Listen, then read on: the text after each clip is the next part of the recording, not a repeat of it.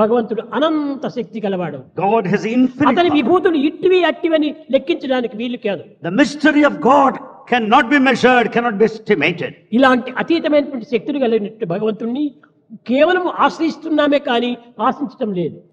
The transcendental power of God we approach, but we don't desire. ఆశ్రయించటమే కాకుండా ఆశించాలి. Not merely offering ourselves, ఆశించడమే కాకుండా ప్రేమించాలి. we should desire Him and love Him. ప్రేమించడమే కాకుండా పరితపించాలి. We should pine for Him.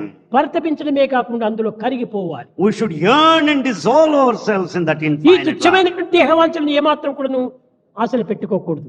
Don't have any kind of physical love. కనుక దైవం అనేటువంటి వాడు అర్పితముకు ఆనందిస్తుంటాడు. God will be happy when you offer ఏమైనా yourself. ఇవ్వడానికి నిరంతరము చేతులు చాచుతూనే ఉంటాడు. He is ready to give you continuously. కనుక నేను అడిగినటువంటి ఇవ్వకుండా పోతే అది వారికే నష్టం కానీ భగవంతుడికి ఏం నష్టం లేదు. In fact, if you don't offer what is expected from you, you will suffer.